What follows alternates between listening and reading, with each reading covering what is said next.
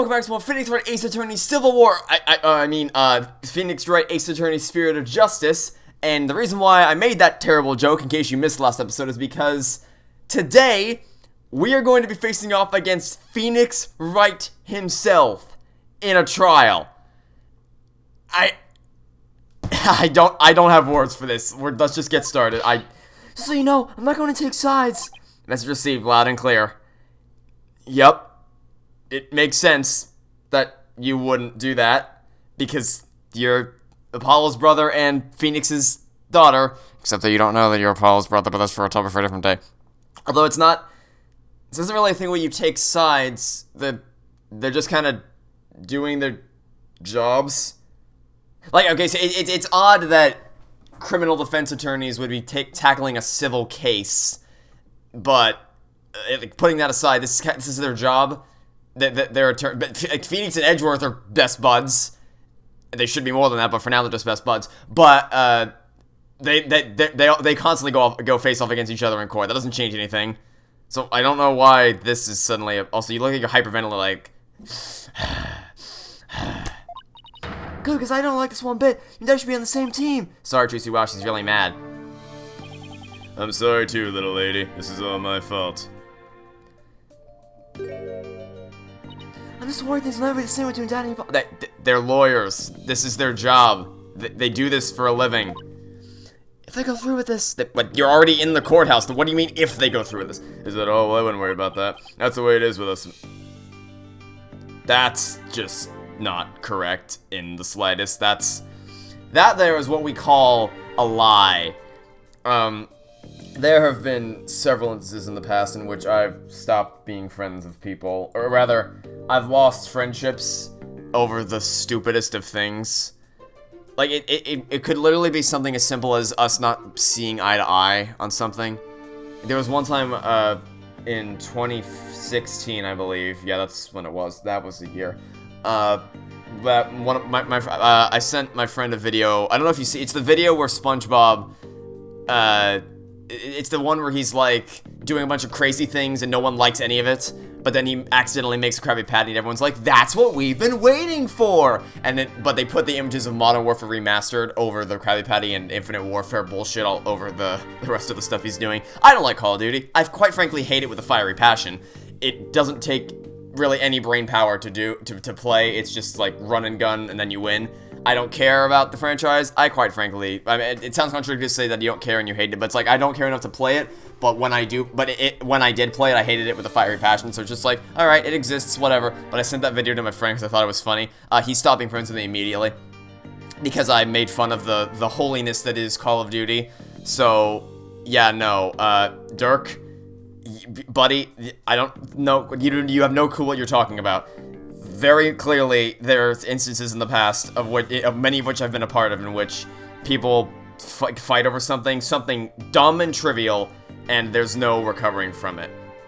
Like, it's not fun to deal with in the slightest, because like I said, it can be over the smallest little detail, but doesn't matter. It's world changing to that person, so it sucks. Let's not get depressed. Let's just keep going, shall we? Really? Sure, 1 minute we're trading blows and next we're having drinks together. That's not oh my god. This is the same guy who said he's gonna teach his kids not to cry in the last episode, which is another brilliant lesson that you should always teach kids. No, never do that. Dude, I mean, occasionally you can't tell I'm being sarcastic with that. Never ever teach that lesson to anybody. To tell someone you're not allowed to cry is the worst thing you could possibly do. Please never do that. Good God. And then this is another terrible piece of advice from good old Durkee boy over here. We're simple creatures at heart. Ha ha ha ha ha.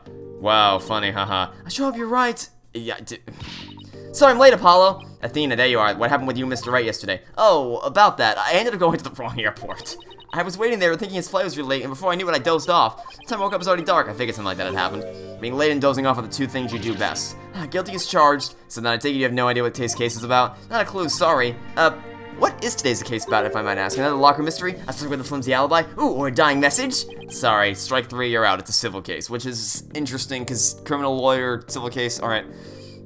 Whatever. A civil case? You act like I'm speaking Swahili here. It's just the writing of the agency specializes in criminal law, or so I thought. In civil cases, there are no prosecutors, right? Instead, both parties retain an attorney. Right, and the other attorney is someone you know very well. Really? Who? The trial begins shortly. Please proceed to courtroom once. Okay, let's do this. Apollo, wait, who's the other attorney? And where is Mr. Wright? No time to explain, let's go. Okay, Destiny. Frickin', I don't even have time to explain why I don't have time to explain. That's the worst line that's ever been written in the history of any video game ever. I don't have time to explain why I don't have time to explain. You just, I don't want to get into it. I'd be here all day explaining how that sentence is fundamentally broken. Anyway. Day 1, court is now in session. All rise. Also, I never asked this question. Why is Apollo's uniform school days? Like, okay, so it makes sense in Dual Destinies with Athena as to why she has the Themes Legal Academy uniform. Why does Apollo have, like, what significance does Apollo's school days uniform have? Like, unless it's gonna get revealed later in the game that that's the uniform of the school he went to, but for now, so far I'm not seeing any connections. Court is on session. Okay,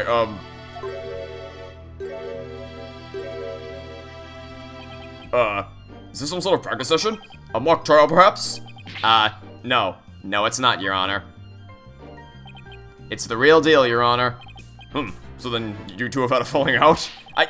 Why is everyone treating this like they're about to kill each other? This is just their job. This is what they do for a living. I won't have you using my courtroom for that, you know? It's nothing like that, Your Honor. Exactly. It just so happens that we have different clients in this case. I see. Well, here's to hoping this has no adverse affecting your working relations. Aww. Look, it's sweet that the judge cares. But it's not like you're about to murder each other or something. Like, you got your boxing gloves on, like, alright, come here, you piece of shit. This is just what you do for a living. This is your job. You can say that again. I had no idea we'd be going against the boss today. Are you sure this is a good idea, Paul? This is your job! What? Do you want to switch sides? Honestly, I'd rather be anywhere but here right now. Well, at least she is here. I'm really going to need her help.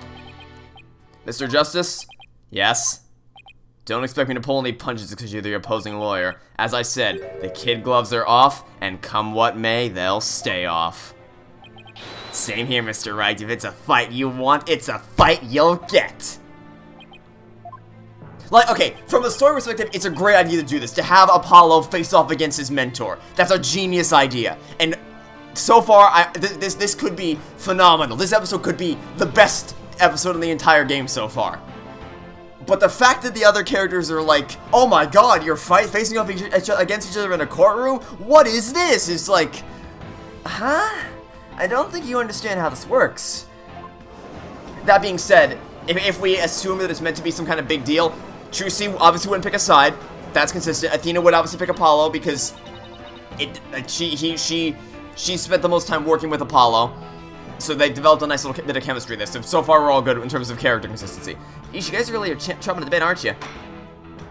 I don't mind a good fight between co-workers. Just keep this civil case civil. Now then, if the plaintiff would take the stand, we may begin.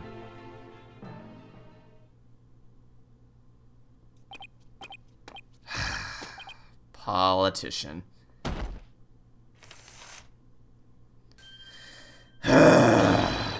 Noble Judge, members of the gallery, good day to you. I am Politician.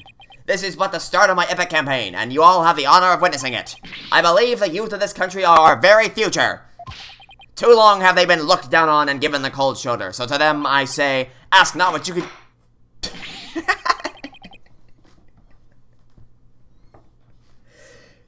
My god. This is incredible. Mr. Petition, what is that crazy contraption you're riding in? Haha, it's my custom-made election-winning campaign mobile. Beautiful, isn't it? You are at a witness stand, not a campaign podium, so come out of there this instant. Thank God. If we were gonna have to listen to his testimony even there, I was gonna flip. Alright, now, with the plaintiff's attorney, Mr. Wright, please explain the complaint filed against the defendant. Mr. Petition's complaint against the defendant is simple. The defendant, one Dirk Sadmati, stole my client's family heirloom, the crystal of Amy Faye. That's the other thing. It's like, why would Phoenix have accepted this case? There's no reason. Okay, so two questions. One, why would he have accepted the case when everything that happened in the last two cases should keep him on Apollo's side? And you may say, well, because he's politician's attorney. He has to be. But no, because Phoenix had to make the conscious choice to accept the case in the first place. 2, he just said bye to Maya. It's like, okay, hi Maya. It's been nice to see you after a million years. Okay, bye. See you later. I'm going back home now. Nice knowing you. Like, buddy, come on now. This tradition merely seeks its return. This wouldn't have happened if that archaeologist hadn't kicked the bucket. I see. Well, Mr. Justice, let's have your opening statement if you would.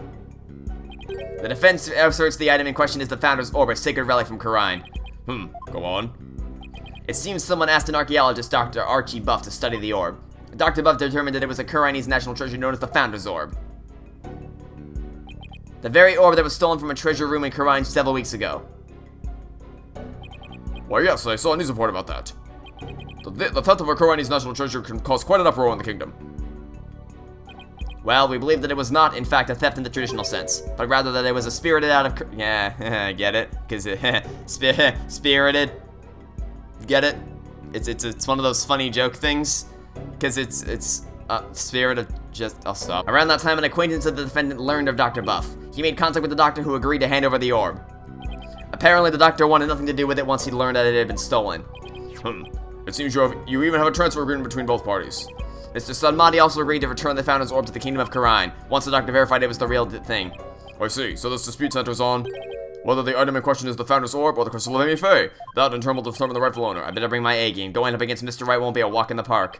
Come to think of it, the name Dirk Sunmati sounds awfully familiar. But I can't recall where I've heard it. Oh, it's probably your imagination, Honor. He's just a tourist, after all.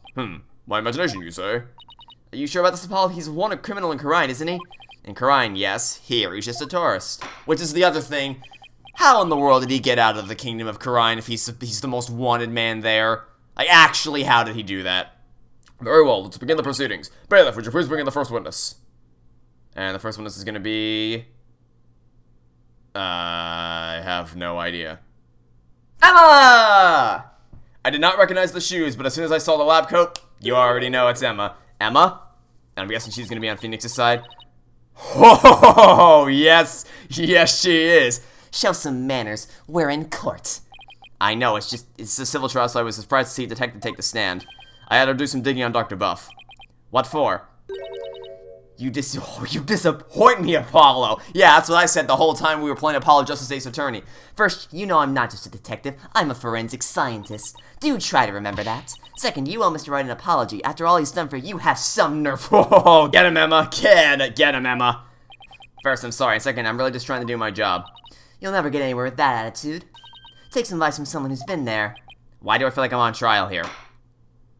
Detective Scott, your testimony, if you please.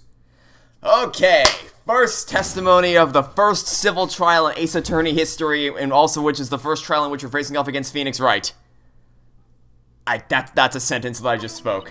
The police have had their eyes on Dr. Buff for some time, and just today a number of stolen artifacts were discovered in his study. Among those includes Spyro the Dragon. It seems Doctor would do anything to study artifacts, including steal them. As to the relic at the center of this dispute, he likely stole it from the Atishi residence. That you don't... The doctor is a thief? Why am I just hearing about this now? We're gonna need some proof on that one there, buddy. Well, cat burglar isn't something he put on his resume. He was more careful than that. But the fact is, he was a classic treasure hunter. A treasure hunter, huh? Like people who have a thrilling adventures in exotic places, risking life and limb for glory? Indiana Jones, huh? I doubt Dr. Buff was a star of his own hit movie series, Athena. Out of respect for the dead, I will say that Dr. Buff wasn't doing it to get rich. Apparently, he only wanted to borrow artifacts to study them. He would then return them as soon as his research was finished. According to the doctor's child, he would even repair or restore some of the artifacts he stole before returning them. He believed he was honoring the dead by discovering their history through artifacts. Whatever lofty ideals he held, it makes no difference. Larceny is larceny. Yes, he certainly sounds different from a regular thief to me. So let's say for a moment that the doctor really did moonlight his stealing artifact. Might he not have stolen the Founder's Orb in Khura'in and brought it back here himself? Nope, there's no record of him traveling overseas over the past few years. Plus, he couldn't very well leave his reclusive child at home all alone. Then this really must be the Crystal of Amy Faye. Yes, he stole it from the Atishi residence, probably so he could study it. This is the left hook I did not need. I bet you never saw that coming, Apollo. Yeah, but Mr. Wright said the key gloves were off. He wasn't kidding. Mr. Justice, you may proceed with your cross-examination. Okay. Well, first things first, I'm gonna need some proof about a lot of things, but primarily I'm gonna need some proof in regards to what you were saying about he likely stole it. Yeah, he likely stole it. Okay, I'm gonna need some proof on that one there, buddy. You claim you stole a family heirloom from the Attition residence, but claiming something doesn't make it true. Unfortunately, it is true. Okay, proof. I require proof. How can you be so sure? A police report was filed concerning the theft 1 year ago, in fact. What? A whole year ago? August 25th of last year, to be exact, the report states, and I quote, "The crystal levy was discovered to be missing. From the Attition storehouse at 10 a.m., the storehouse lock had been picked." Signed, Politician Wimperson. That's his fault, Politician Wimperson. Okay, that's the name. Politician Wimperson, huh? Wait a minute. Wait. Oh, wait. Oh, that's why. That explains it. Okay. Where's the email? Here it is. Well, we got that email yesterday to paw711@nmail.com. PAW Paul Attition Wimperson. Yep. That's where this is headed right now. Yeah, theft my ass, buddy. I really could have stolen the crystal levy Fae. Not only that, Your Honor, but the Founder's Orb was only found missing several weeks ago. That's nearly a year after the crystal stuff was reported. Therefore, I believe it was considered the orb. No, I don't think you understand. I really don't think you understand. Yeah, Politician Wimperson, I got it, thanks. A while ago, for the theft of... Okay, yeah. He filed a report for the theft, yet he was also in direct contact with the person who he claims to have stolen it. Yeah, BS, buddy. Nice try. None of this matters. None of this matters. We've already proven. The police have had their eyes on Dr. Buff for some time. Okay, no, is it all just the same? Okay, it's all the same. So, no, he did not steal it because you don't Objection! He was in contact with the person who claims to have stolen the thing. The doctor stole the relic from the plaintiff, are you sure? Because that's him and doesn't line up with this piece of evidence. What do you mean? Take a look at this. What about it? This contains an email from the doctor's computer. Email? In that little piece of plastic? I'm afraid I don't understand. Oh, this stick here can store all sorts of computer data. I still don't get it. Here, just look at this. Apparently, the doctor was reporting his research findings to a certain individual. Now, take a look at this. It's the police report Detective Sky presented to this court. You can see the plaintiff's legal name on it. Politician Wimperson, which is... That's, like, Politician is still a dumb pun name. Politician Wimperson is just a dumb name in general. I can see why he dropped Wimperson from his name, but that's hardly breaking news. Look closer, Your Honor. Ah! His initials. Right, the plaintiff's full legal name is Politician Wimperson. Now consider this. The email's recipient address starts with 3 letters. Pa? Don't tell me. Oh, but I will anyway. The individual who hired the doctor to study this disputed item is none other than Politician Wimperson. Wait, then that means... Exactly, he wouldn't have asked the man who stole his family heirloom to study it. Therefore, how could this possibly be the crystal levy Fae?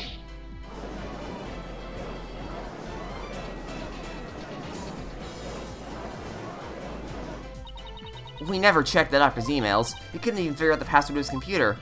The plaintiff willingly left the orb in the doctor's case so we could study it at the behest of the benefactor. Wait, and what about the police report? I have all the details of the theft right here. It's probably for another, like, the real crystal levy Fae.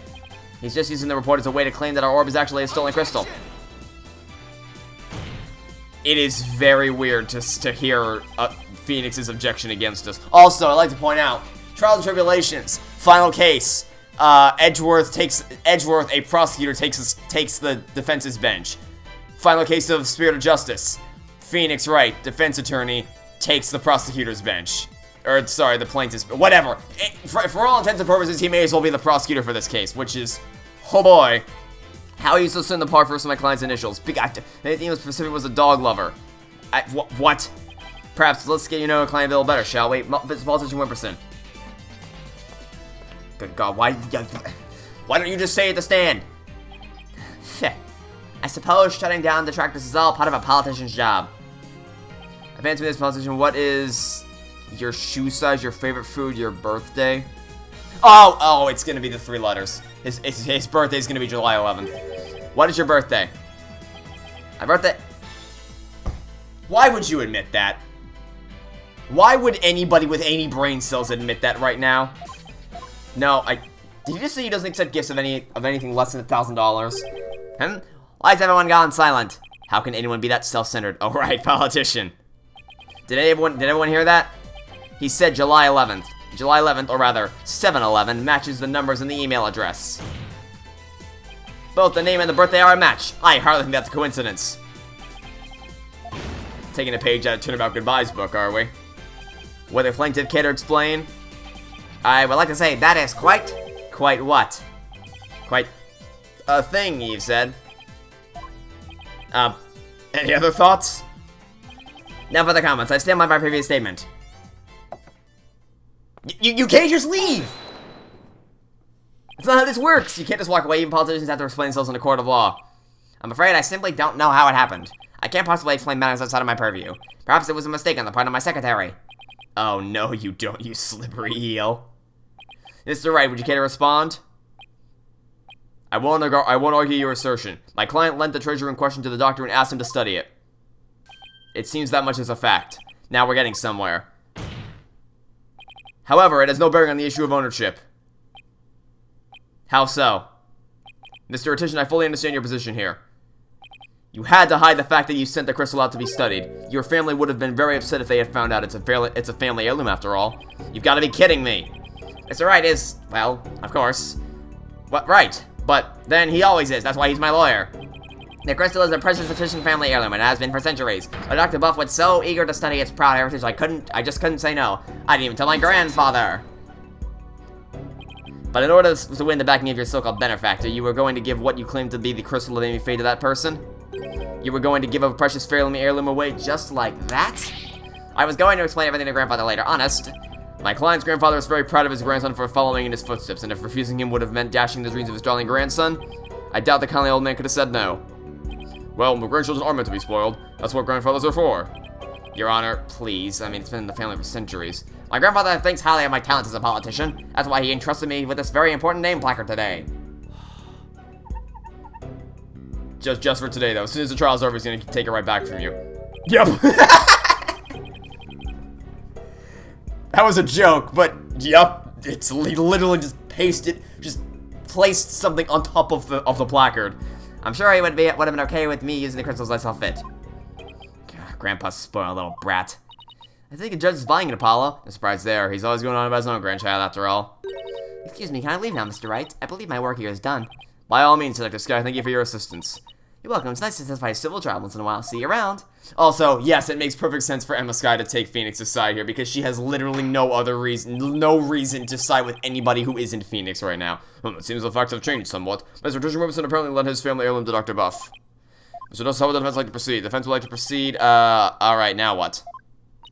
Apollo, let's see what they know about the so-called crystal of Amy Faye. Maybe we can find some inconsistencies in their statements. Right. Okay, then, Mr. Wright, the item in question really is an Egyptian family heirloom? Then let's hear all your client knows about it. Of course.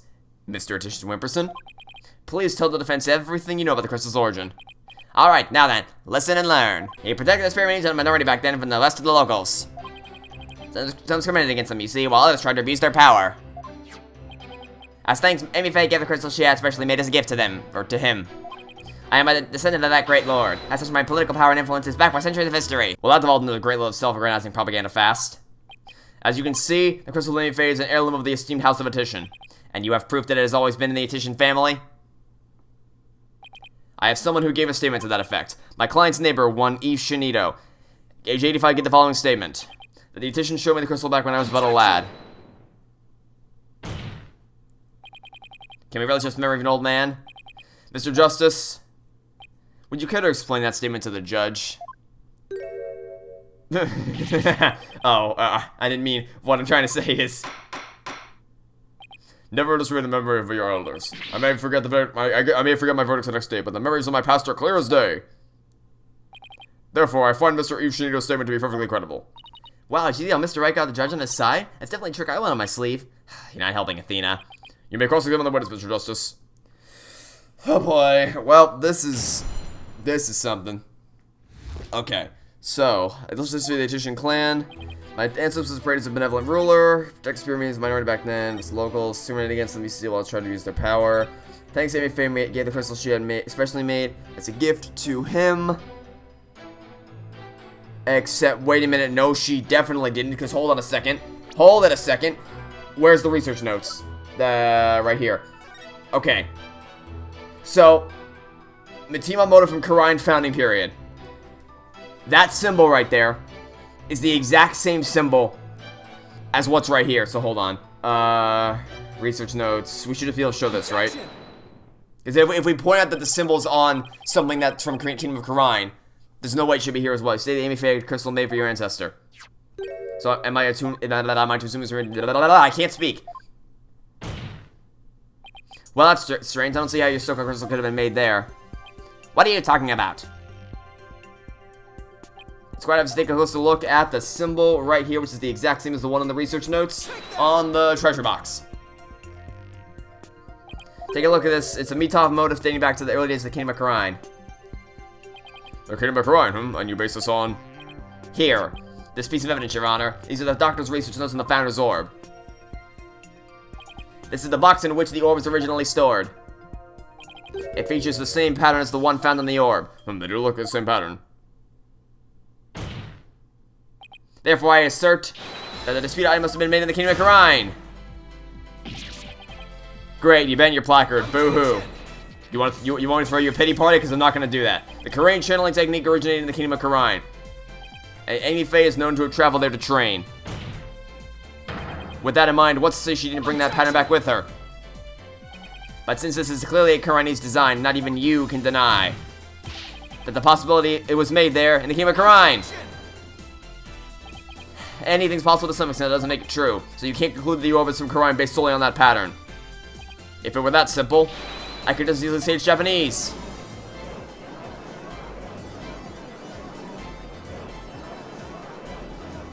Like, what would Maya think if she were here right now? There's no way she would support what Phoenix is doing right now. I have to agree with Mr. Wright, the pattern alone proves nothing.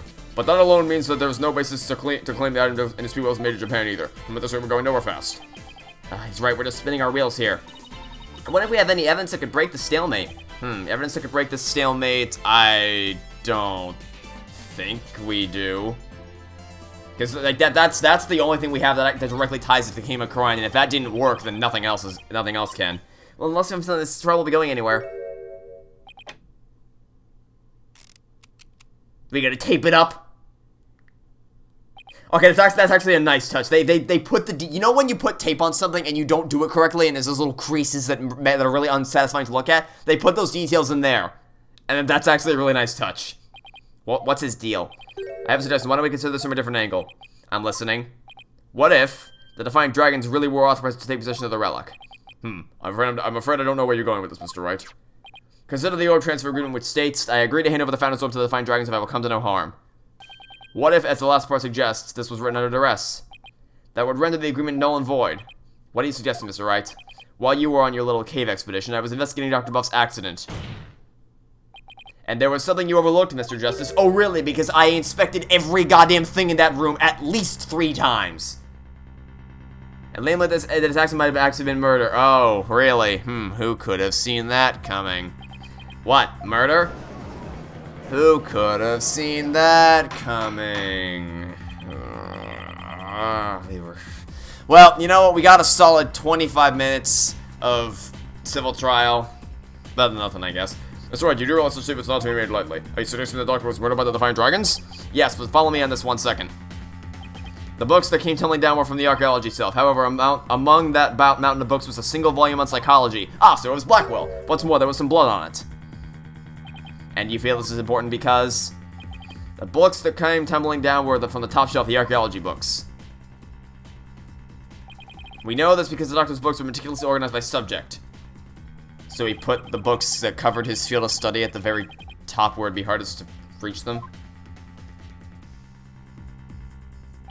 Come to think of it, the shelves were arranged quite carefully. It's also worth noting that psychology books only take up a tiny part on the bottom shelf. You might wonder why a book in psychology was found amid the pile of archaeology books, but I believe I can explain what that single out of place book is doing there. The Doctor was struck from behind while selecting a psychology book from the shelf, and that's when the blood got on the book? Precisely. And to make it look like an accident, he was buried under a mountain of archaeology books. Wait a second, this is all the speculation, right? Or do you have proof that it was murder? Of course I do. No, you don't. I know that smile. You're lying. You're bluffing so hardcore. On a hunch, I had technically examined the Doctor's head wound. Oh, maybe you do have proof. She found that he'd been struck by the corner of some object or another. Wait, the corner? Okay. I wouldn't that like that could have resulted from fall to the floor, you know. Hey, I wonder if anybody tried to tell you that in the last episode and then nobody believed me. Do you understand what this means, Mr. Justice? The wound makes it crystal clear that Dr. Puff was murdered. Okay, that's equally weird. To hear the objection music. But against us? That's strange. Well, that was unexpected. Who'd have thought that we'd break out of the stalemate like this? He pulled the ladder right out from under us. Still, if he thinks that's enough to make me break down, he's got another thing coming. Even if the cause of death was murder, what makes you think it was the Defiant Dragons?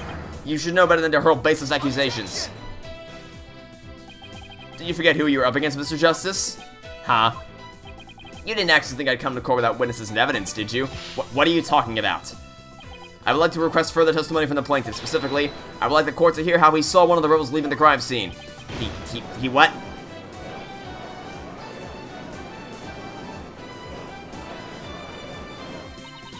If he can prove it was murder, that's the end of our client's right to the orb. Like, he's gotta be blackmailing Phoenix, right? Like, there's no way Phoenix would just be doing this. Because if Maya saw what he was doing right now, there's no, I don't believe that the Phoenix, this game has done too good of a job keeping Phoenix's character consistent to have him just do this out of the kindness of his heart. There's gotta be some ulterior motive, and I'm guessing that's probably because a politician is blackmailing him somehow. Which would be, you know, ironic, but alright. How can Mr. Wright do this to us? He was just waiting to spring this trap. I'll show myself out. This trial's taken another unexpected turn. But I must mention, Mr. Wright, that you have yet to identify the murder weapon. The object used to commit the murder was not located at the scene of the crime. The murderer likely disposed of it elsewhere.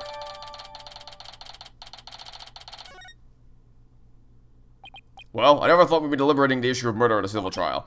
Alright, Mr. Attention Whipperson, your testimony if you please. Just stay at the witness stand. Heh. Prepare to be dazzled. Dazzled by charismatic oration. Oh, I don't care. Just talk. Witness testimony. Great.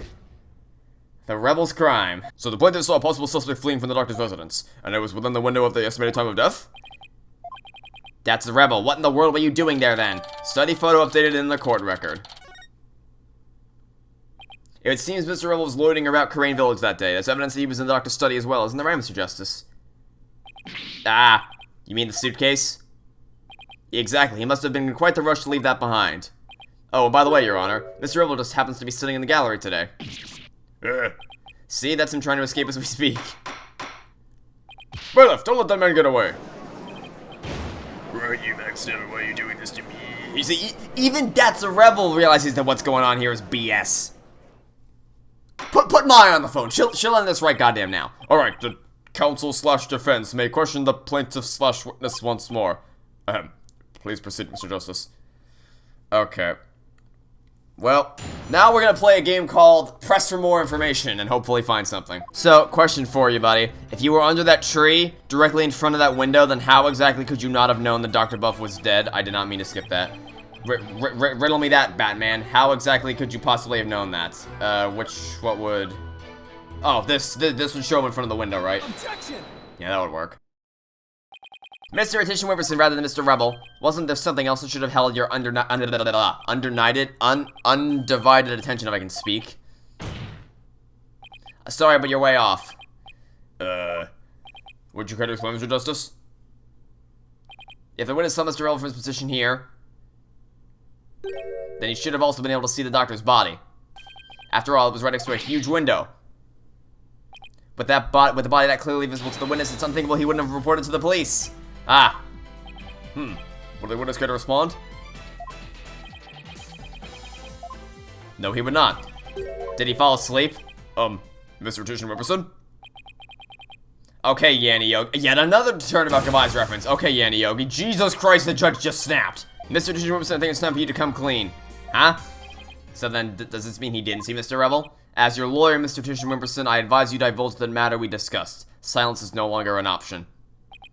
Are you sure about this? I'm in the midst of running for office. I can't afford to let any strange rumors get out. Don't worry. You won't suffer any blowback for what you're about to reveal. Blowback? I'm not sure I like the sound of that, Mr. Wright.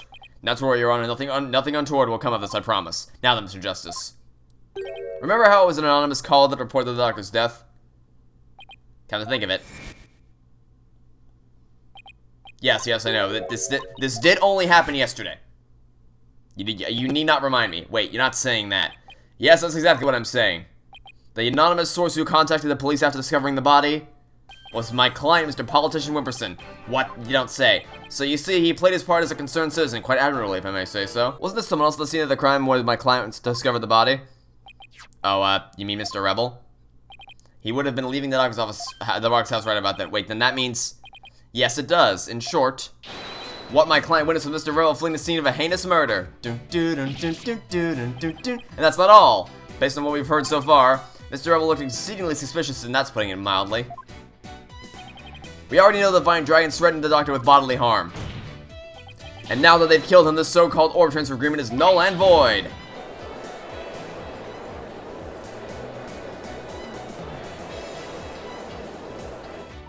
Apollo, if we don't come up with some kind of counter-argument, and what sort of evidence do you have? Can you actually prove that it was Mr. Rebel who killed the Doctor?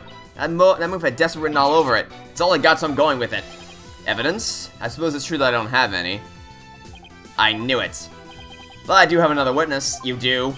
You should know I always come fully prepared. That's a bunch of bullshit. That's a big ol' no. And my new witness will prove testimony proving Mr. Rebel's guilt. Yeah. A new witness? I wonder who it could be. Very well, bailiff. Please summon our new witness. In the meantime, our court will take a brief recess. And I would like both sides to use this time to prepare properly. Understood?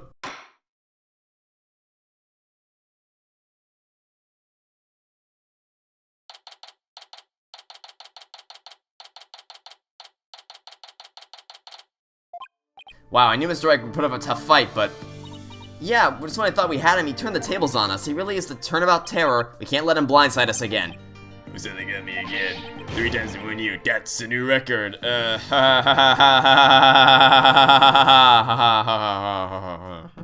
Funny joke. That's please. No winning records are bad puns while you're at it. It's hard enough trying to help you as it is. Roger that, I'll be more careful next time. That's is what Mr. Wright said true. Did you really pay visit Dr. Buff that night? Sure did. Can't remember the exact time, though. All I know is he went over the orb. Someone put it in his head that the rebels were dangerous. That's why he threw me out. So the Doctor was still alive and Dad's last saw him. We still have to prove it, though. Better brace yourself, son. The next witness's testimony could make or break this case. Yeah, I know. Hey, where's Trucy? She went to go see her dad. Maybe she's still mad. More like worried. Where'd this travel create a rift between you two? It's their job! It's what they do! And that you might lead... What? Ha ha ha, she has an active imagination. Excuse me, the trial will be resuming shortly. Well, let's go see what new testimony awaits us. Oh boy, okay, so who's the witness gonna be? Is it gonna be the helicopter? Because if they're gonna call a helicopter drone to the stand, that'd be pretty funny. Alright, court is back in session. Mr. Wright, you said you had a witness? Your Honor, I would like to call the lone survivor of the Doctor's murder to the stand. Wait, he can't mean Sardis here? You mean Dr. Buster's reclusive son? How did you get him to cooperate? Nothing a little persuasion couldn't handle. The poor child only agreed to help if it meant catching the killer. Getting a kid like that to overcome his fear, that's impressive. This must really be... Very well, Mr. Wright, please call your witness to the stand. Okay, here we go.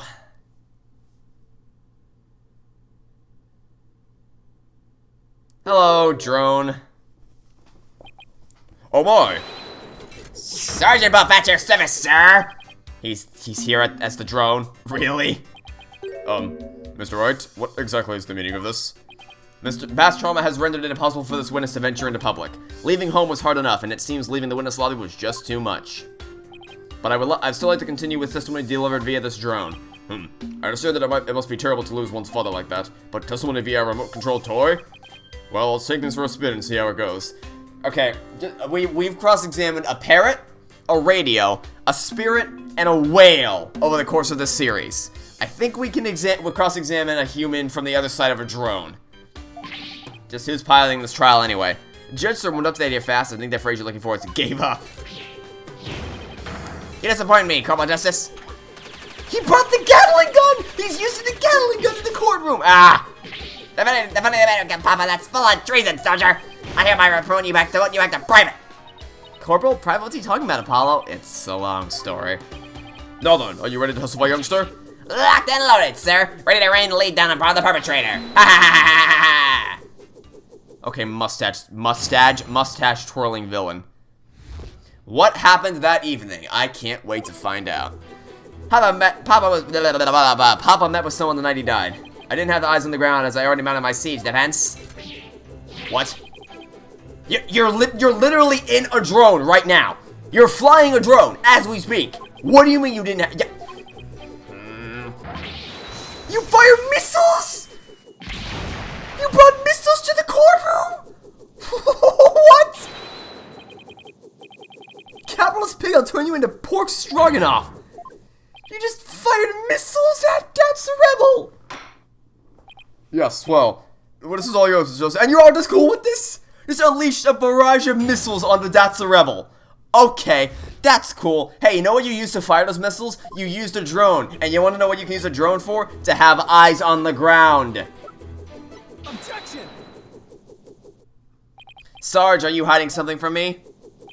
How dare you question your superior officer like that? You want to get out of this strong enough action with Pig Boy over there, soldier? Sorry, but I'm afraid lawyers are missile-proof. What? Would the defense care to explain? It's simple, Your Honor, just as he is able to see what is happening in court right now, Sarge is able to see what was happening in the study then. With his cherished drone, of course. Oh, now that you mention it. And to think that the answer was right before our eyes this whole time. We just started like 3 seconds ago. Sarge, you were perfectly capable of patrolling the study that night, so you must have seen something. I bet. What is this strange the weapon You're using against it's called logic. Government warriors don't use guns and missiles because evidence is our weapon of choice, and the evidence has exposed your bald-faced lie. My truth bomb, Sarge, has stripped your defenses bare.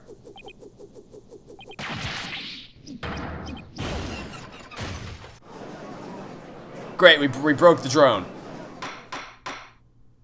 Oh my, are you alright? Evidence. Never have I seen such fearsome evidence. Tell it to us straight, Sarge. After all, you want to help your father, don't you? Haba. Yes, you want to find out who killed him, don't you? So please, tell us what you saw that night. It's not what you think. I didn't see anything, I swear. You're sure? So you seem awfully stressed for someone who didn't see anything. Again with the missiles? How many missiles do you have? Sarge, you need to answer my question. Shut your bile, maggot. It'll be a scorching day in Siberia for a lowly private like you want to be around.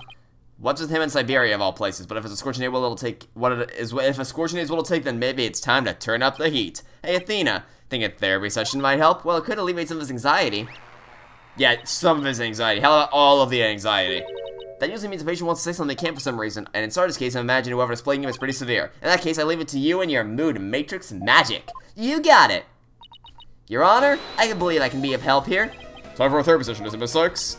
Yes, it'll help the witness with his anxiety, maybe even not to testify. Then by all means, please bring the poor child out into the light of day. Oh, but I assume this will be alright with you, Mr. Wright? Why not? It's not like we haven't been through this before. What are you buttoning for, lady? There's in a place for the battle. Oh my god, Sarge, shut up. I beg to differ, Sarge. This G.I. Jane's always been ready for a fight in the courtroom. And wait until you see what I got in my arsenal. Analytical psychology. With it, I'm going to blow a big old hole in the armor you built around your heart. First evidence, now analytical psychology. Where are these WMDs coming from? Well, if it's a battle you want, bring it on! You may have started this war, but I'm going to end it, corpsewoman Sykes. You got it, Sarge. Time to seek out the agony buried deep in your heart. Brace yourself. Alright. Moon Matrix time. First of the day.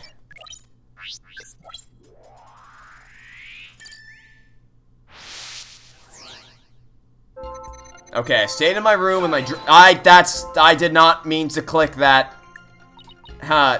Isn't that a place given the statement? Polly, he's looking at his emotions as he realizes only a single statement? It's the only point to look for emotional fluctuations in different statements too. Alright, thanks for the reminder, Athena. Wait, is there no penalty bar?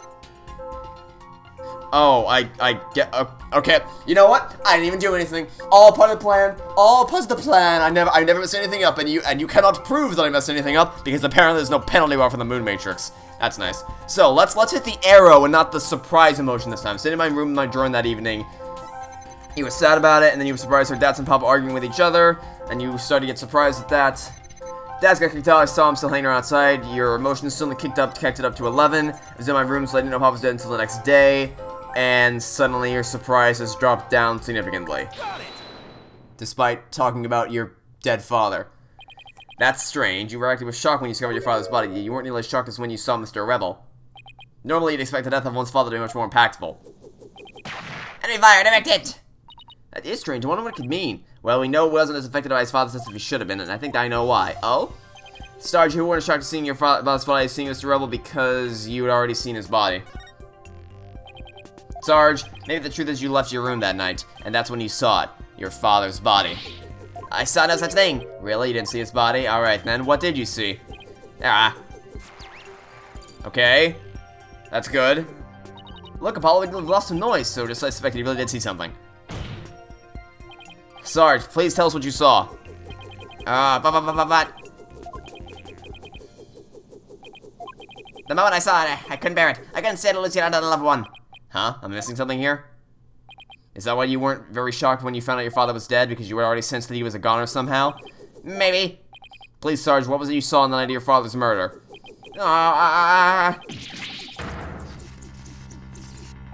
What's happening? I don't like where this is going. Oh, it's just going away. Okay, bye. See you later. Help! What? What happened? Oh, he just yoinked Widget! He just yoinked Widget off Athena's neck! I'm confiscating your little toy. The battlefield has no place for unauthorized equipment. Widget! Apollo, I can't continue testing without him. Calm yourself this instant, witness. I already submitted your he's gonna take the gavel next, isn't he? What in places? Please tell me. Look at me out, judge or executioner now. You just yoinked the judge's gavel. That's amazing. I convene a military tribunal. But also how did you let that happen? Like, the drone can't be very fast. I mean, yes, drones can be fast, but I guess this would have been tough to grab the freaking. The gavel would be easier because he was holding it upright, but to pick up to pick up Widget off of Athena's neck and then pull it up over her head and then bring it back to the window stand, like, oh boy, better the force that drone this instant. Arrest that drone this instant. What is going on anymore? You're just spraying down everyone in the courtroom? What is going on?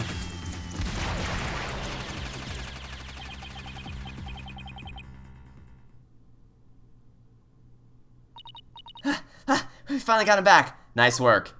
This witness is certainly something.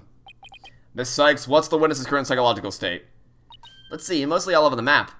So his out-of-control emotions are in control of him, huh? Does that mean we can calm him down if we can figure out the root cause? Let's see what we can find. Sarge, can you hear me? I'm here. Now, I want you to take a few deep breaths. Just try to relax. Try it with me. Breathe in, breathe out, breathe in, breathe out, breathe in, breathe out. And now, I'll let your emotions take you where they will. Go on, just let it all out. That's the least relaxing breathing exercise I've ever seen. Okay. So we gotta probe something now. Oh. Those are some out-of-control emotions. Dad's still hanging around after he got kicked out when... So we gotta find the source of what's causing him. Heard some fighting. Nope. That one. Oh, info update. Alright. Getting an update. So I left my room, but suddenly I got dizzy and passed out. But I remember a flame lighting up the room. Okay. Well, I think we found the source of what's causing you to be so anxious about this. Got it. That's it.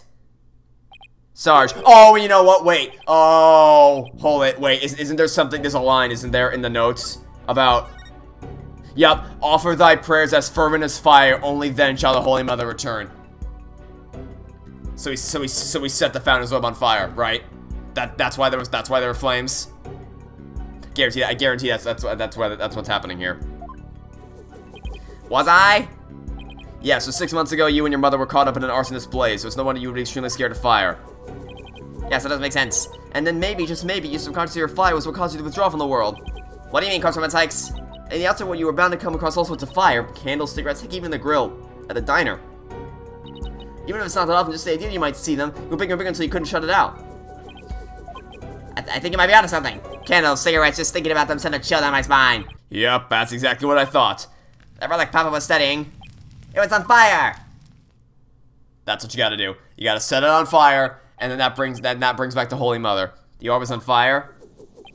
It's still kind of fuzzy. I don't know how it's supposed to work, but okay. The orb is running right in front of Papa. And there in the flames says, Mama? Yes, I know, I remember. I saw Mama up here amid the dancing flames. Wait, what? You did what now?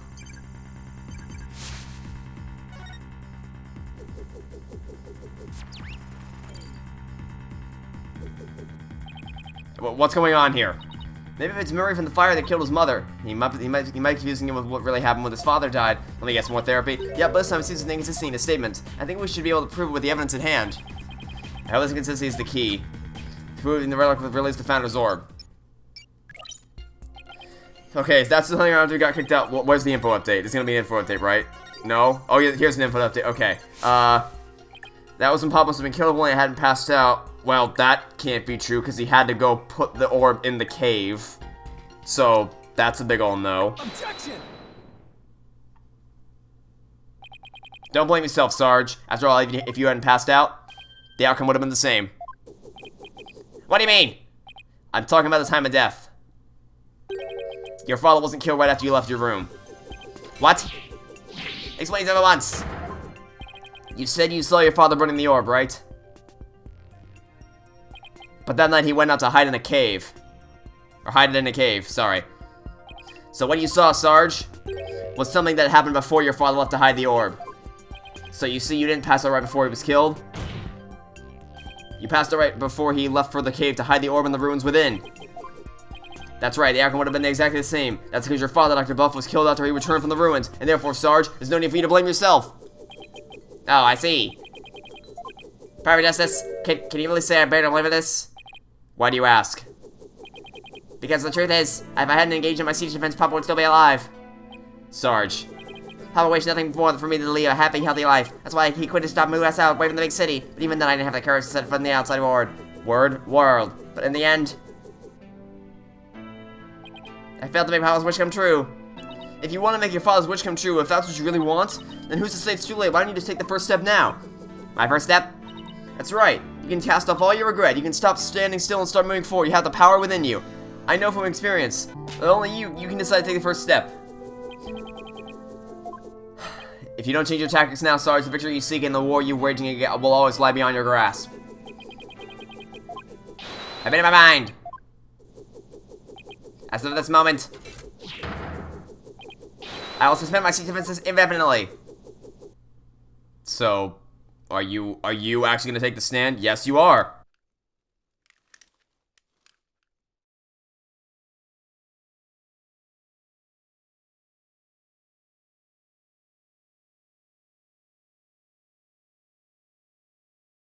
Oh.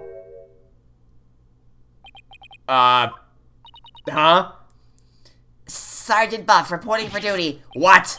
I thought you were a guy. He's definitely not the gruff drill sergeant I envisioned. Or the one that I voiced. Well, my mama was in the Russian army. I was just so shocked, but it certainly explained a few things when I found out, too. May I introduce you to Miss Army Buff, age 12. No way. Careful, soldier. Don't forget I could blow you away at a moment's notice. She's just too cute. So have you always been in a wheelchair, Sarge? Negative. Only since I was injured in the fire. Your voice sounds awfully different from before.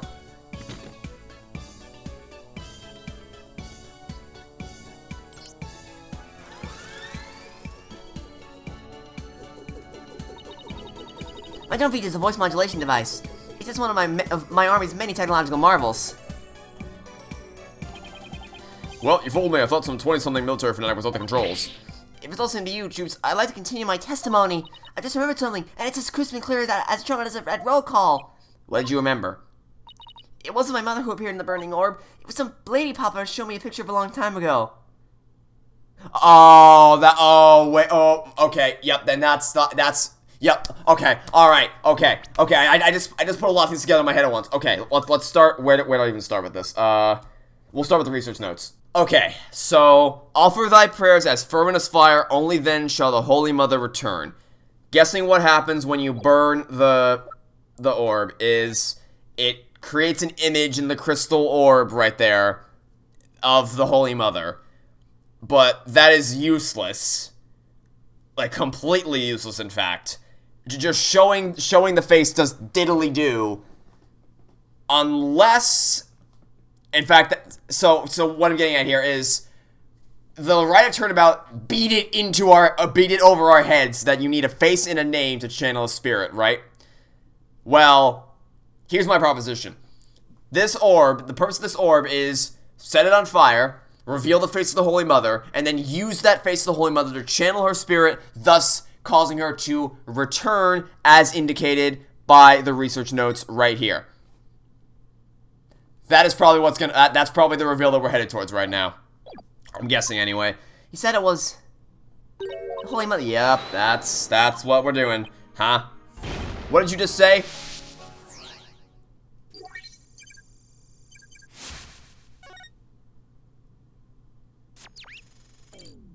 And we're down to 0. Nice. Bye-bye. The Holy Mother of Christ was in the burning orb? What does it even mean?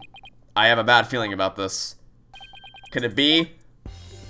Could this explain what Sarge meant by the Holy Mother appearing in the burning orb? Dr. Bus research notes? What do I have to do with this? What do you think? It literally says, offer thy prayers as furnace fire, only then shall the Holy Mother return. I guess, this. Fire. We'll highlight fire. There's a legend about the orb involving a mysterious riddle, and this song in turn is said to contain the key to solving it. If the legend is true, then I believe the answer lies in part of the song. Well, anyone see where I'm going with this? And all we have to do to test this is just set the orb on fire again. Prayers as furnace fire. Ah! You're supposed to set the orb on fire. The whole stanza seems to suggest that the founder will appear if the orb is set on fire. Wait, so is Dr. He... Yes, Athena. He had solved the ancient riddle of the founder's orb. Oh my!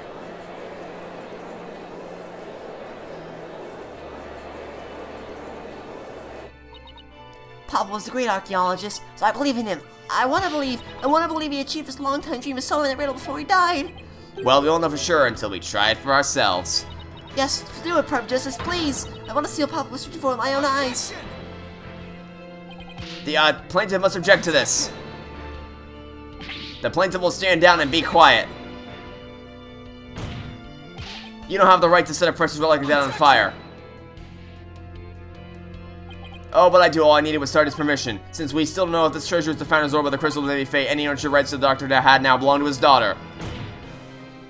Therefore, that you have absolutely no right to stop us. Very well, Mr. Justice. I never thought I'd be saying this, but you may burn the evidence. Alright, here we go. Moment of truth. Here we go.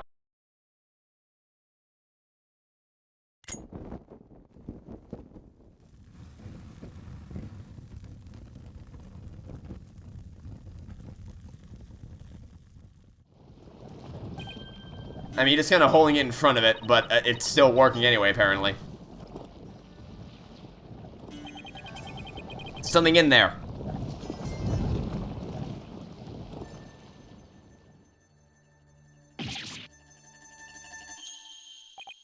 Dirk, isn't she? Her guard leaves no room for doubt. It's the founder herself, face and all. Yep, that's exactly what's gonna happen. I don't understand. The greatest of taboos in Karaidism is the depiction of the founder's face, yet here it is, hidden within this orb. Founder's orb updated in the court record. Sorry, Mr. Wright, but as you can see, this issue is crystal clear. But Tish, I'll be here all week. This figure is the Holy Mother, founder of Karaidism, and based on that, this must be none of the founders. Here's the music! Here's the music! Objection!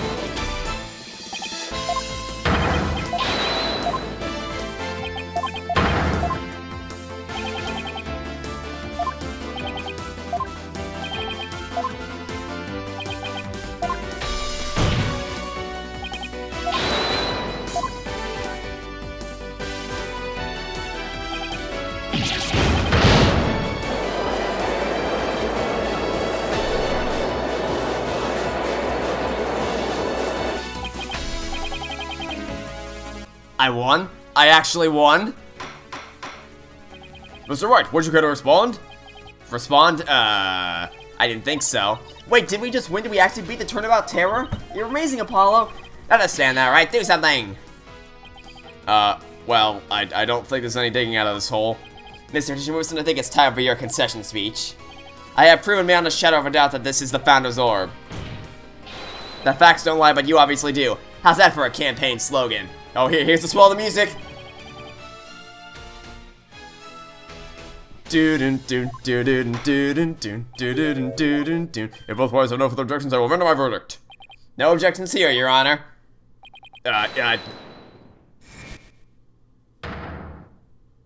You can't do this. The crystal is mine. I'll lose the election if I lose that crystal. I'm sorry, but there's really nothing more that I can do. You haven't forgotten about our little chat. Yep, he's blackmailing him. I figured as much, because there was literally no other goddamn reason that Phoenix would have taken this case if it wasn't for the fact that he had something on him. I don't know what he has on him, because there's not really much you can blackmail Phoenix with, but at least to my knowledge. Unless it's like, hey, I'll tell the whole world that you were planning on making a second Apollo Justice game, and it was even worse than the first one. What's going on here? Unless you defend me in court. Your Honor, I object to the defense's last claim. What? I don't believe they have truly proven that the relic is indeed the Founder's Orb. What? Oh my god, Phoenix. Mr. Wright, I don't even think you can bluff your way out of this one. But possible argument you have to claim this isn't the Founder's Orb. About that. Oh, of course. He can't possibly have hit on something. The defense's assertion is incomplete. And this is why. The defense is basing their claim that the relic is the Founder's Orb on a legend, and that legend claims that the Founder will return when the riddle is solved at last. Right, and that's what happened. The Founder was revealed for all to see. But Mr. Justice, what about the rest of the legend? Huh? According to legend, the once the Founder returned, she would bestow spiritual power onto the person who solved the. Okay, well we're not done yet. We still have to channel the spirit. We're not done yet. Just get Maya in here to channel the spirit, and then we'll be done. You're kidding, right? Or Pearl. I guess Pearl's closer. We'll get Pearl to do it. Well, Mr. Dusty, you feel a great spiritual power coursing through your veins? No. But receiving spiritual power and stuff is all just missing moment. That's not. Just, you can't figure it out for yourself. We're not done yet. We haven't finished the riddle yet. Maybe so, but you're the one basing your claim on said legend. And what we saw here is not fully fulfilled, does it? No, but consequently, you cannot rightfully claim that this is the Founder's Orb. We're not done yet. We still haven't finished the riddle. Oh, good God. Okay. So what's gonna do? Why is Mr. Wright doing this? Well, obviously he's being blackmailed. It would appear that Mr. Wright has lost a few of his marbles. That couldn't be further from the truth, Your Honor. In any case, I believe that this is a good time for a recess. Both sides will have 20 minutes to prepare. I ask that all arguments be ready by then. Oh, Mr. Wright, you do well to wash up and find your missing marbles by then, too.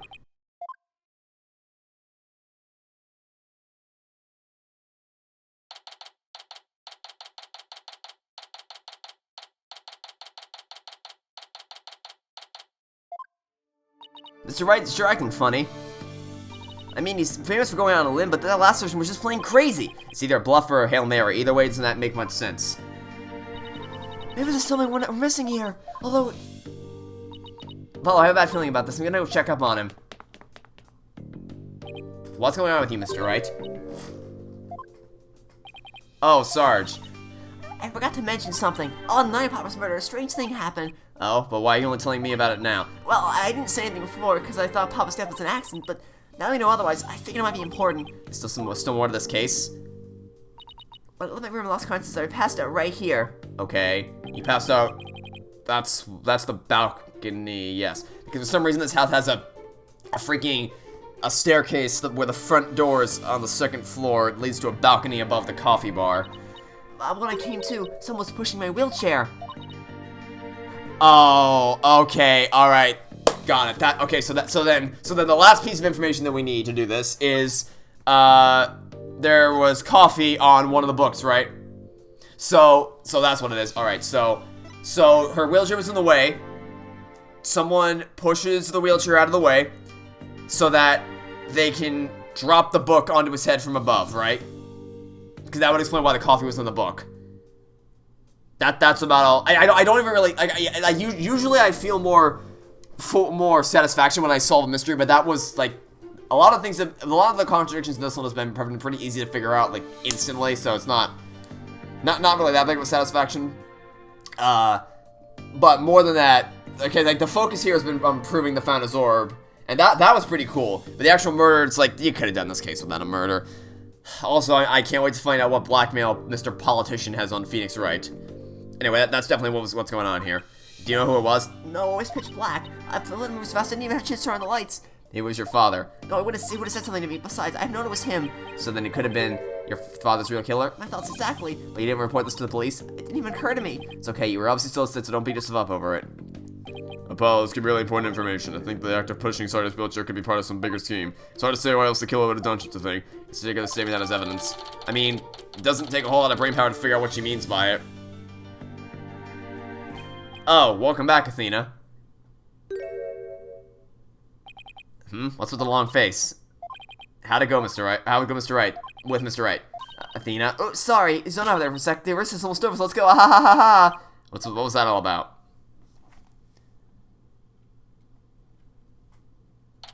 So, by the way, if it does end up that he's blackmailing Phoenix, that's kind of lazy.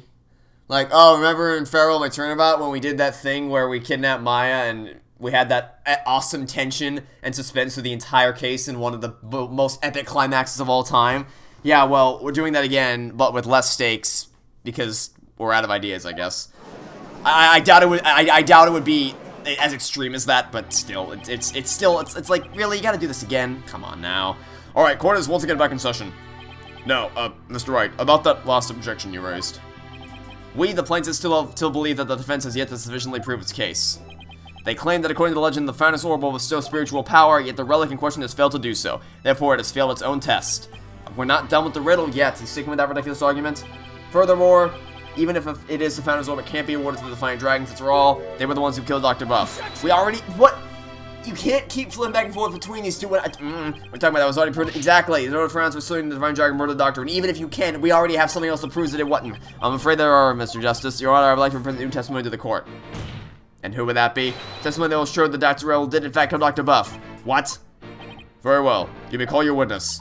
I guess Mr. Wright found another new angle. What new testimony could there be this late in the game?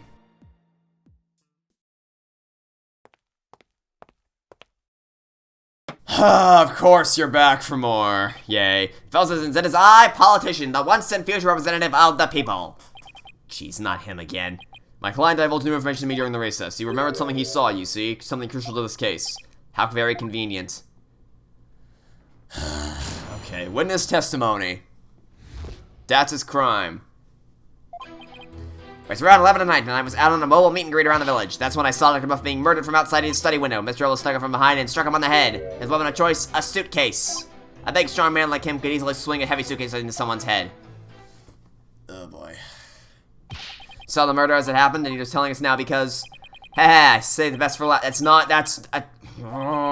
Client's eyewitnesses account was finally brought into new light. And according to the autopsy report, Doctor was struck in the head by the corner of some object. I suppose that could very well be the corner of a suitcase. I don't... Objection! But eyewitness testimony isn't nearly the same as hard evidence. Oh? I wouldn't worry about that if I were you. What's that supposed to mean? We have physical evidence too. A luminol test revealed...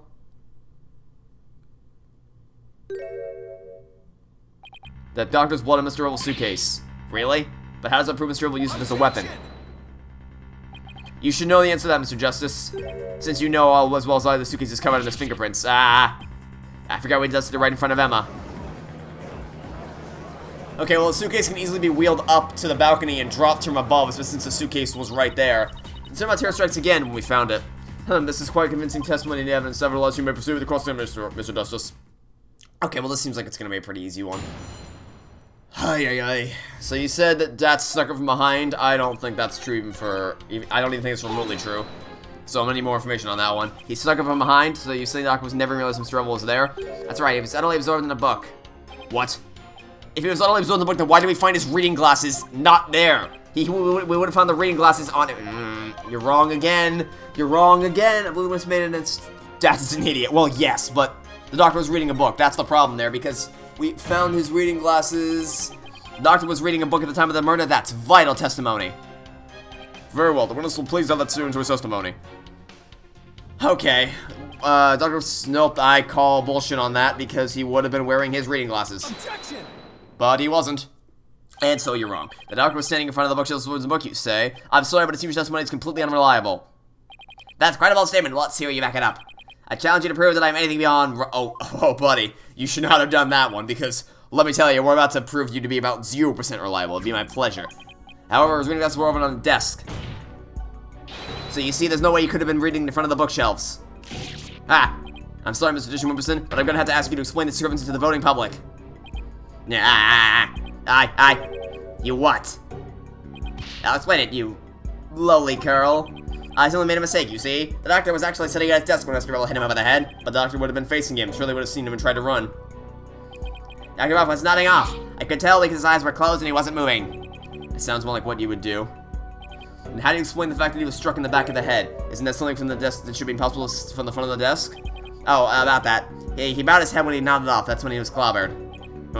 So that's what you saw. What was the sound of the explanation? Well, no, it's not. No, that's a big problem. That's a very big problem because doesn't the whole layout of the desk make that kind of impossible? Yeah, so I'll happily show you. I just have to show you the study diagram. Diagram. Here it is. So yeah, look, no, buddy. Nice try, buddy. But that's just no. If he was actually killed there, then you wouldn't be able to see him in front of the bookshelf. Of Darwin a study? Mr. Magician was supposed to view the murder from here. Yeah, but the bookshelf was in the way. Thanks, we already figured this out. Your story's crumbling apart at the seams. But from his vantage point, the bookcase would have blocked the witness's line of sight. Well, yes, I believe you're right. Bah! You gonna tape it up again?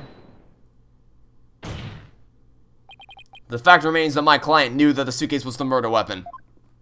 So he definitely had first-hand knowledge of the crime scene. I'm afraid I have to agree with you there, Mr. Wright. But then we have to ask ourselves, from what vantage point did he see the murder? What are you insinuating, Mr. Justice? From what vantage point could Mr. Tradition Wimperson have seen the dozing doctor? Once we determine that, I believe we'll finally see the truth behind this incident. The witness saw the murder from right here. Nope, not there. Right here. You gotta be kidding. What that's? It is indeed. Inside, still about the scene of the crime. I know Mr. Tradition Wimperson, the man who claims to be witness to the murder, was most certainly in that very room. You're suggesting... Mr. Tradition Wimperson, weren't you the one who actually swung that suitcase? Well, not swung, more like dropped, but, you know. What you're proposing is ludicrous. My client is a small, thin man, whereas Mr. Riddle has the musculature to pull it off. He has a point. I gave it trying to lift that thing after one go. That's right, he's the only one who could, you don't need to lift it, you just push it off the edge, just shove it, it's on wheels, just shove it off the balcony and it goes drop. Now do you understand? The rebel is the doctor's killer. No! As long as the suitcase is the murder weapon, it's sufficient fault like that. No! That's the outside of a whole Mr. I've already done that. I already showed you exactly where it was from on the map. Here, sure, do you want me to show you again? I'll show you again if I have to. Well, it should be interesting. The search for testimony has been filled with one accident after another. If we see the doctor was in front of the bookshelves, now he claims the doctor was sitting at his desk. So where was the victim really when he was killed? Also, when was this killer? How was the murder weapon really used? So the important thing is the position of the victim and the killer related to each other. Yes, Your Honor. The person in a certain way possibly yes, we are. Yes, thank you. I already figured this out. I already figured this out a long time ago. In fact, I pointed to that exact spot. Yeah, I don't need to see this. I already figured this out. I already figured all this out. Thanks. Thanks for holding my hand through it again, game. Okay. Where's the? I already showed you where it was right here. I pointed to this spot once already. There. Oh, that's... This should wrap things up nice and pretty for you, Mr. Wright. I would ask the court to recall the study's layout, but this time, instead of thinking in 2 dimensions, let's think in 3. Only then can we clearly see the killer's method at work. Okay, that's a nice touch.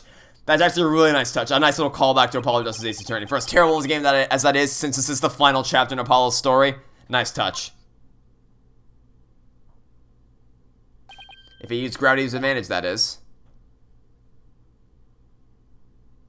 That's right, it was the plaintiff, one politician Wimperson, who used the suitcase. He pushed it from the 2nd floor. And sent it hurtling down onto Dr. Buff, who was sitting in the coffee bar. The psychology book had been at the coffee bar, no doubt. The doctor must have set it down out there after he finished reading it or the like. But it has blood going on it, which is why the killer thought to hide it in that mountain of books. That's quite an entertaining theory you have there, Mr. Justice. But there's no evidence of the murders were placed at the coffee. Yes, there is. The book has a coffee stain on it. And unless you brought Gojo back from the dead, I'm pretty sure that's the only thing that makes any sense. The evidence does this, and I'm going to show it to you. You are? This right here is proof that the murder took place at the coffee bar, and it would be the coffee stain right here. Take that! The brown stain was determined to be coffee. What's more, it was still a bit damp when we saw it yesterday morning. Once I look at this book speaks volumes. One look at this book speaks volumes, I'm afraid, Mr. Wright. It tells us the doctor was having a cup of coffee at the coffee bar. That's when the suitcase came hurtling down, striking him on the head, causing both his blood and his coffee to splatter onto it. Like, well, Mr. J. Whipperson?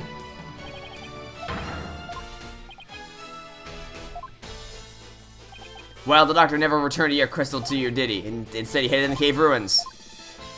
Telling him that the fine dragons were a dangerous bunch was a huge blunder. All it did was make him hide the orb. Your lie came back to bite you in the end. Even worse, the doctor saw the news reports, so he knew the relic was the Founder's orb. Being the conscientious researcher he was, he knew that he had to return it to its rightful place. And that meant keeping it out of your hands. You were so angry that he refused to return that relic to you. That you killed him with your own hands. Isn't that right, Mr. Attention Whipperson?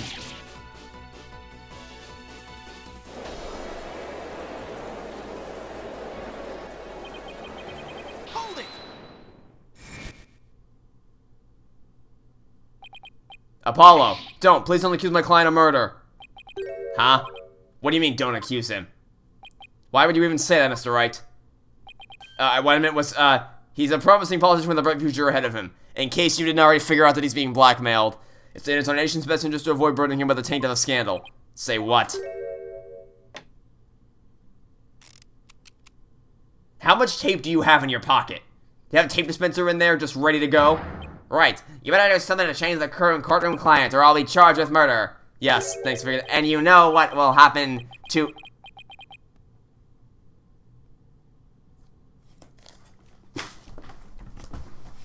I quit. Oh my god, you didn't do that! Oh god. Game.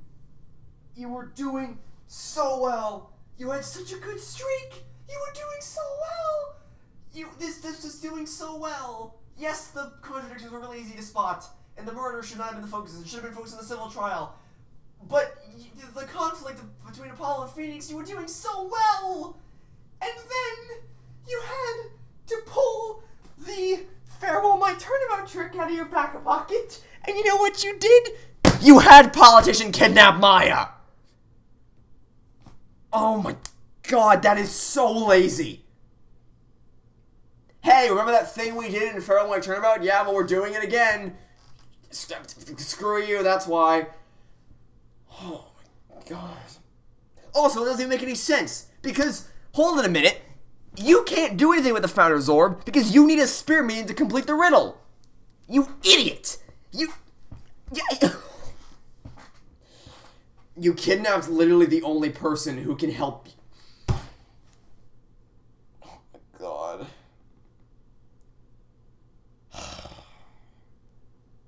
This game just did the same thing Justice for All did. Except with none of the tension, none of the build-up, none of it. Nothing that made Pharaoh my Turnabout good is it's just a lazy redo of what you already did.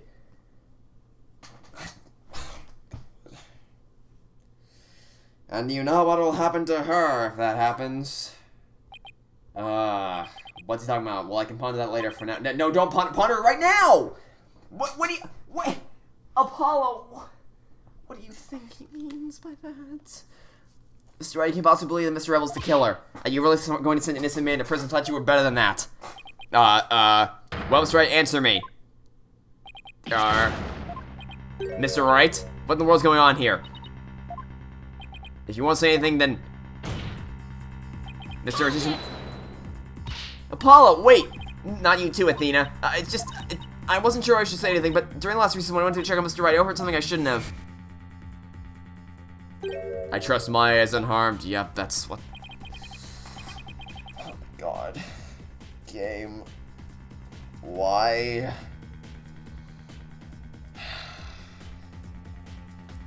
So the right of Turnabout brings Maya back to make her the defendant.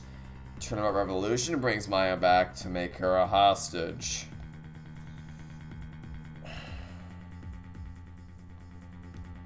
God. This game. I'm done. I'm done for the day. I can't. I can't. I'm just... And it doesn't even make any sense. You kidnapped the only person who can help you. Maya's in Maya Fey. The boss of legendary former assistant. Miss Fey's being held hostage, so it seems. Why didn't you tell me as soon as you heard this? Search is my Mr. Wright spotted me before I could stop. Like, you... What do you mean? You went back to the thing. You came back to the room. Just tell them. Why did you let us get back into the courtroom after you... Maybe I was going to tell you. No, you told me now. You already broke the promise. No, yeah. Oh my god. This game. Also, wait a minute. You mean to tell me Phoenix didn't figure this out? You mean to tell me Phoenix didn't figure out the riddle? And like he should have been like, I've kidnapped Maya, and he should have just laughed like, ha ha ha ha, funny. It doesn't. Yeah, you've just dug your own grave if that's the case. I had no idea this must have been excruciating for him. I think justice has got to be something you can do. But just about the whole statement of yours, I believe you were in the middle of accusing the plaintiff of murdering Dr. Buff. Who would you care to continue? I'm sorry, Apollo. I'm really sorry. What's going on to you two? If I accuse that slime, I can put Miss Fey's life in jeopardy. Oh my god. Yeah, either I give up or... Hey, remember that conflict in Pharaohs Turnabout? Yeah, well, we're doing it again. I'll never apologize to my command or track your accusation. You can't do that if you have Maya held hostage, you idiot! And no, you can't just use Pearl because there's no way that Pearl would... Like, if you walked up to Pearl and said, hey, I need to become king of the world. Can you channel the Holy Mother Spirit for me? She would say, no! Don't do it! No, she would just tell you to go F off is what she would do. I can't kowtow to him. But the defense would...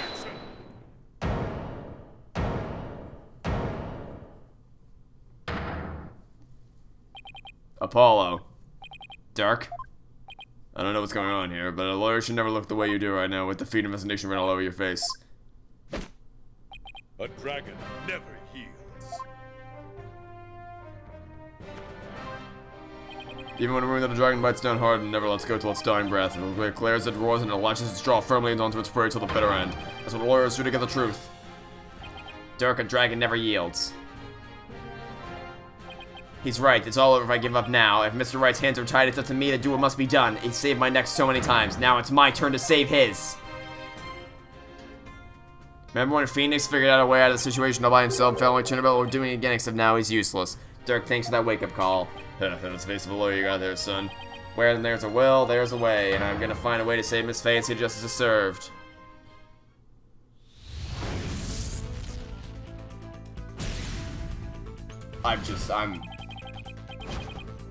Wow. I can't even believe it. Since the page believes in the orb's legend, the thing is the founder did appear when the orb was supposed to fire, as the legend said. If the legend is true, we've already... No, we haven't. No, we've not solved the riddle yet. How have none of you figured this out yet? It's so simple! We have not yet solved the riddle. Oh, gee, you don't say! The legends say the founder will bestow great spiritual power when she returns. That's true, it means we haven't solved the whole riddle yet. Oh, really? You figured that out all by yourself now, did you? Wait, maybe. The part about the founder return should be taken literally. Finally, we're... God. Yes, it is, but time... No, time travel doesn't happen until the DLC case, which... Oh, boy. Now, that's a whole other can of worms I can't wait to open up. I know there is a way for the dev return. Spirit channeling. Oh, really? Of course, you'd have to know what the founder looks like first. But the orb has revealed the face of his wife. It's a sign that we should channel her. Given the fact it's in order to solve the riddle of the founder, we need a spirit medium. And guess who he kidnapped? Because he's a freaking idiot. Good God. You can't just copy the conflict of Pharaohs Turnabout and paste it in here without any of the context and expect it to work even half as well. That's not how that works. That means Mr. Wilson's patron will need one too. And once that slam punch realizes that he won't be able to lay a finger on Miss Fey.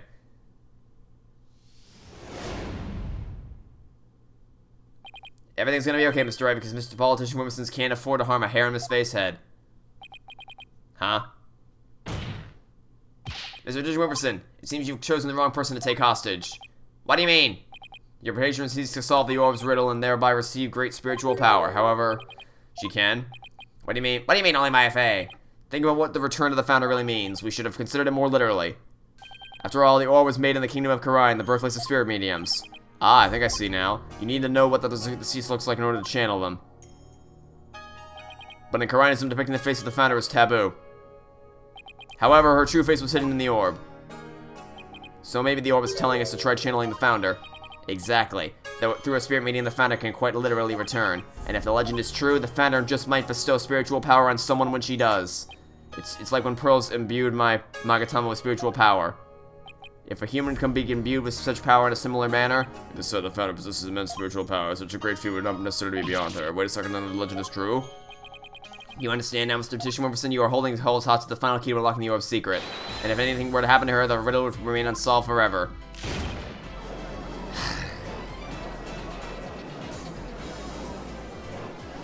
I'm just done. Okay. Lies Pearl Faye. No, Pearl would never say yes to you. And she also would not accept money. She's not the kind of person to be tempted by material. Yeah, exactly. She certainly would help you if anything would happen to her cousin. Maybe you'd like to go ask the Queen of Corona channel the founder for you, in which case you'd just be killed on the spot, probably. Yep, exactly, because they're very execution happy over there. It's over, now confess. You killed Octobuff, didn't you? That's upset this way. Mr. Robson, are you admitting to committing the crime? You're my lawyer, right? Do something. He has no obligation to help you anymore. Treat him your lawyer, and it's just my job to defend you. However, defending a client is the only duty a lawyer has. Something else equally important.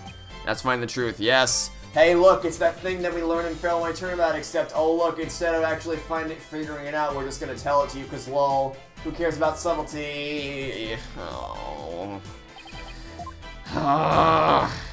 You were going so strong for so long, and then you had to ruin it all. That's just because you have sought to twist the truth in the dirtiest of ways. It's completely hostage-taking, but in a way I was being held hostage too, even though it's all me to make things right. I don't care. I don't care. But we already went through this. Yeah, he resigned. Great. You're caught. You have nowhere left to run. Let's just end this so we can end the episode.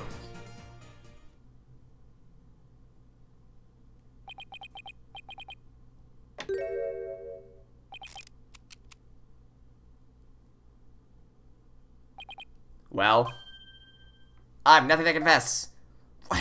What? I said nothing to confess. I won't confess that to a plebeian like you. Oh my god, this guy doesn't know when to give up. Please don't Quirkus album me and just string me along for like 3 separate episodes. I mean, look at the suitcase. It won't find a single print of mine on it. I don't need to. I need to. I already have testimony for being pushed out of the way. In that case, there's things up, Paul. Look at the series from a different angle. Is there really nothing to point? No, there is. I don't know how he hasn't figured this out already. Yes, thanks. I got it. Thanks. Great. Yeah, we already did it. We already figured it out. Thanks. We figured this out a long time ago. Can you just please let me present the evidence? Please, piece of evidence. Yeah, the statement. Army statement. There. There we go. We solved the case. That appears to be a statement, but how is it related to the case? On the night of the murder, Your Honor, Miss Army Buff physically left her room. That's when she saw the doctor burning the orb and subsequently passed out. Right above the coffee bar. But with her there in her wheelchair, the killer wouldn't have been able to drop the suitcase down to the doctor. Good point. However, according to Sarge, she woke up just as someone was trying to move her in her wheelchair. Ah. Yes, thanks. We already did this was like 20 minutes ago. I didn't forget it already. She must have been the killer's way and had to be moved. Isn't that right, Mr. Tisha Wilkerson? And if the killer had pushed the wheelchair with his bare hands, we may yet find the conclusive evidence we need. Exactly. Fortunately, the evidence slipped right through his fingers. Just check the wheelchair for his fingerprints. If he only been able to hold him just a little tighter. But now he's neither able to discard nor alter it. Honestly, that piece of evidence wasn't even supposed to be here in this courtroom today, and yet, it looks like sometimes things do get better. This wasn't supposed to happen. Well, too bad, buddy, it happened. No, well, too bad, because the evidence that sped away from you that night has come back to haunt you right here at this very trial. Even this pursuit music is not enough to cheer me up right now. I am so pissed off that this game actually just rehashed Pharaohs Turnabout with no shame whatsoever. Okay, your final piece of evidence is going to be on Army Buff. Other than that, on the night of the murder, Sarge passed out, only to come to and find that someone was pushing her wheelchair. That's when she fled back into her room. She didn't physically see a single soul after that. Not until Athena drew her out through that therapy session, that is.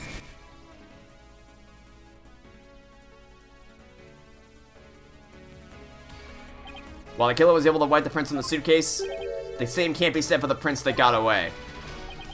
My fellow Coranians. Well, Mr. Politician Whipperson, you try to explain your way out of this one. The podium is all yours.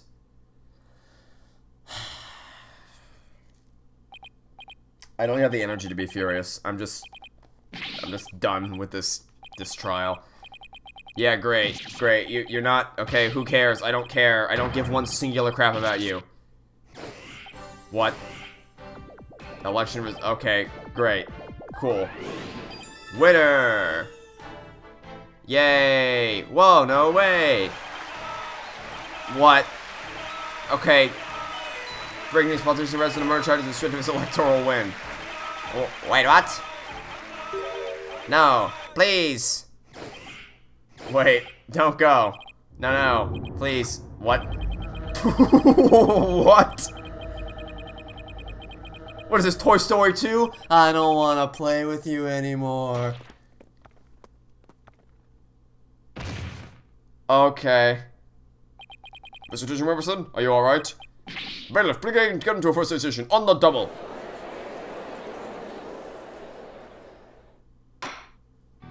Well, this was yet another unexpected turn of events. In light of everything that's been revealed, it seems the relic is indeed the Pharaohs' orb.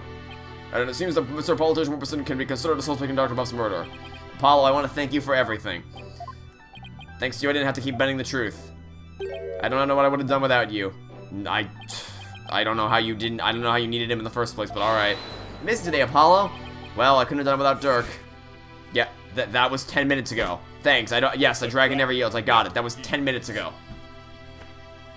Thanks, game, for treating me as if I have a pitiful memory. A dragon never yields. Even every lawyer should take that to heart. And as it seems both sides have no further objections, would Dirk Sudmire please take the stand? This court awards the orb to the defined dragons per the stated transfer agreement. Great, we won. Oh my god. That trial was so good for like the first hour. The first hour was so good. And then, you know,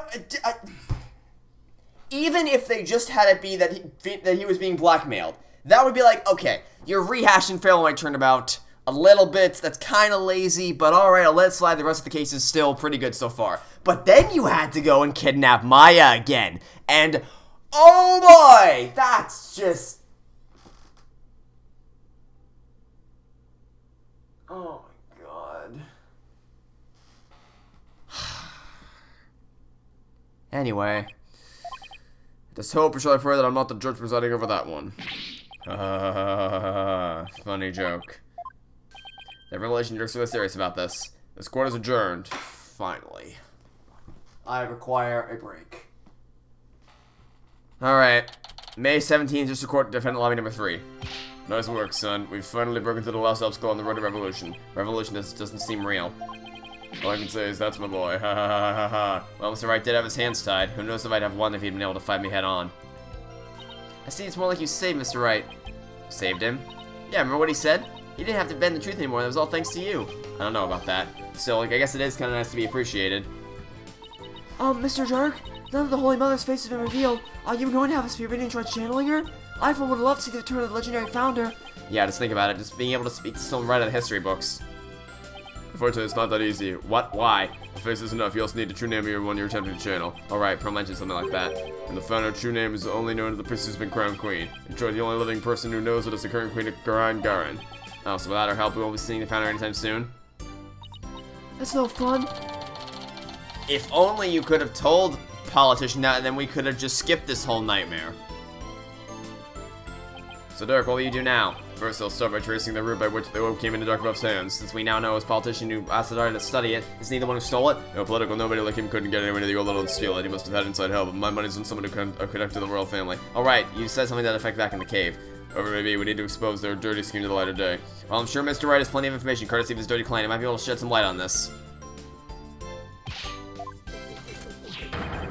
That was fun working down the trial today. You did your touch and proud. That kid, you sorry, it took real courage to leave your room like that. It's all thanks to you and Corpsewoman and Sykes. With my siege defense over, I can finally whatever. The battle's only just begun. Wait for me and me alone to fight. To lose your mother and then your father, what a terrible thing to endure. Yeah, being wheelchair-bound doesn't help. Private Justice, I've been thinking. It's about time I stood on my own 2 feet. After all, I only have Papa to call me. I'm afraid I don't follow. Take a look, soldier. This is one small step for man, one giant leap for me. Hold my drone for me, would you, Private Justice? Yes, sir. So long as you don't push the activate button and it starts chopping it, and the propeller starts spinning around and chop me in half. So long as you don't do that, we'll be all good.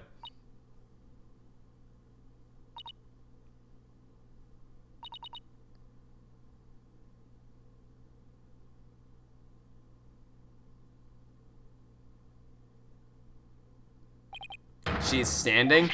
What's this? Sorry, do you mean your legs there? Doc told me I was ready to walk in months ago. But if my knee could walk, I knew I'd have to leave the house. So I faked it. Makes sense, but I kept saying I couldn't walk. I know Papa's watching over me now. I hate to disappoint him. So from this day forth, I'm gonna march forward on my own 2 feet. but a brave kid trying to move forward like this. It must be so hard this soon after her father's death. Don't you ever stop. You just keep on walking, comrade. Stay brave, because there will always be days when you'll want to stop, but I have faith you'll find a way to muster the strength to push through them. Yeah, you can do it. Hey, Daddy's back. Mr. Wright, what's that look on his face for? Oh, Apollo. Is everything alright in his face? She's safe for now. Well, then we gotta go save her, quick. Where is she anyway? I'm afraid I have some bad news, huh? Maya, she's not here in the States. She's still in Korean. Well, okay. She's being hostage by the mastermind behind this whole...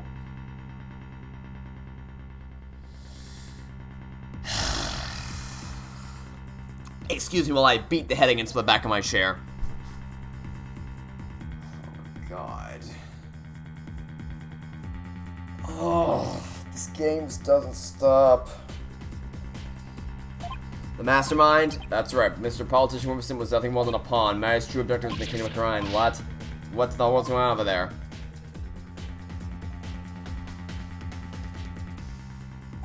But as shocking as that news was only the beginning. The beginning of something big enough to shake Korean to its very core, revolution. As being swept in a mighty way that nothing could stop. Of course, at the time, I had no idea what the days ahead of us have in store for us. Oh my God. Game.